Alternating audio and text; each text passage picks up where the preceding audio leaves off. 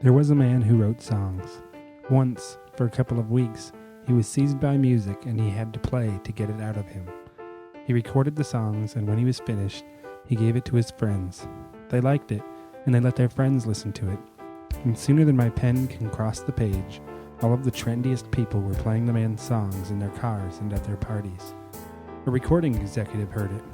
He called the man and offered him a deal. The man agreed. He told the executive that he enjoyed playing music. There were laughs and drinks and a check changed hands. A signature was scribbled at the bottom of an indecipherably dense contract which stated that all of the man's music now belonged to the company. And before your eyelids can shake hands across your eyeball, the company released the recordings that had been circulating, complete with a flashy cover that had a slick design. Cardboard kiosks grew out of the floors in retail stores with the man's face peering out above digitally enhanced CDs. In junior high schools, his face appeared in button form attached to the backpacks of hormonal girls and across the chests of t-shirts worn by desperate boys. Lonely mothers wrote him letters with lipstick on the envelope. Untenable parodies were sprinkled into the late-night TV shows, and his songs could now be heard accompanying images of pink body wash or a deep voice reciting the virtues of a particular car insurance company.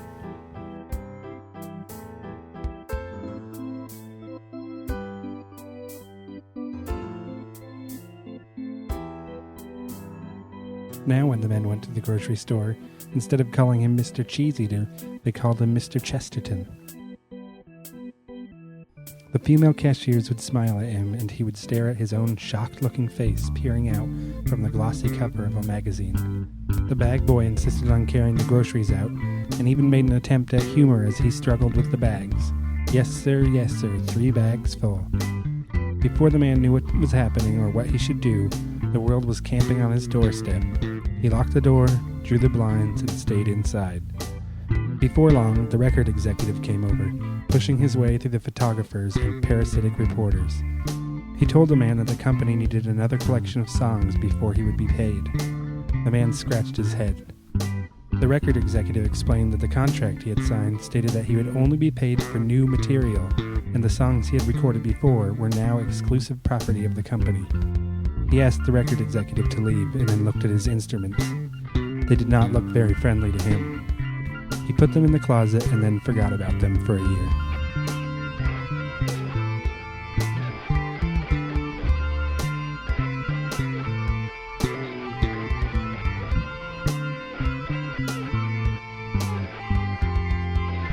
Then, people began to ask him for more music. The cashier, the bag boy, the people in his building, the media leeches that lived outside his apartment on the street. He listened to the songs he had recorded before. He thought they sounded kind of flat, like a landed fish that has ceased to flop. He said to himself that he could do better. He knew he could do better than this.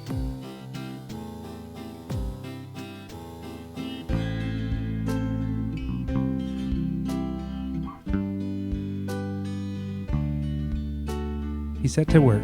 He really buckled down and did his best, pouring every ounce of concentration and will into making music, until the tips of his fingers were ragged and the muscles in his hands were cramped. His brain felt as though it had been caught between a mortar and a pestle. It did not sound the same as before. It sounded strange and otherworldly. He listened to it over and over, trying to figure out why it was not good, why the digital steps faltered at the drum of his ear. The recording executive came back and asked him where the new music was. He asked him when the world would hear from him, and said the entire globe was leaning forward with nervous expectation. The man told him that it would be soon. The recording executive left with a dubious expression on his face.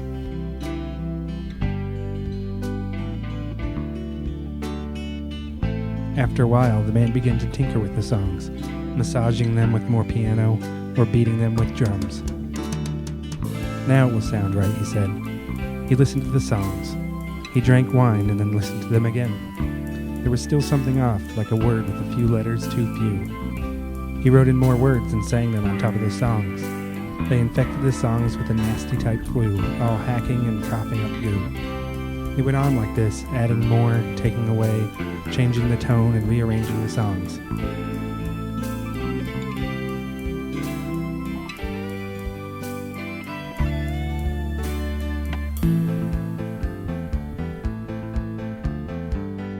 More songs came to visit the man.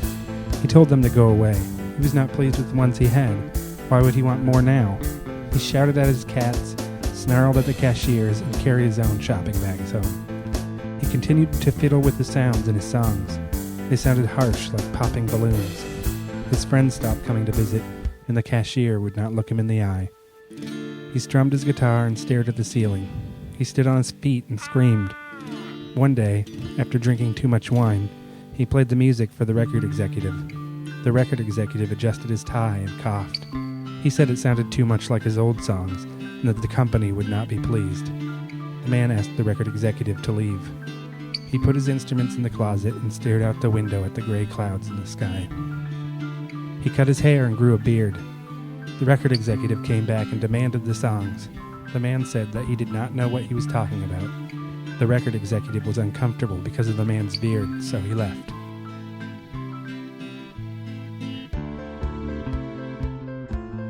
Months passed, and the record executive came back and again demanded the music. The man refused. He said he was not finished. The record executive waved the contract in his face, shouted angrily, and stomped out. Year after year, it went on like this. A different record executive would come back every year. To the man, it seemed as though they aged backwards. Each year it seemed they were younger and more callow. Every year he was treated with decreasing respect. Every day he listened to the songs, and every day he changed something in them to make them sound right, but they always sounded cold, heartless, and sterile. "I need to add warmth," he told the latest record executive, a boy of 17.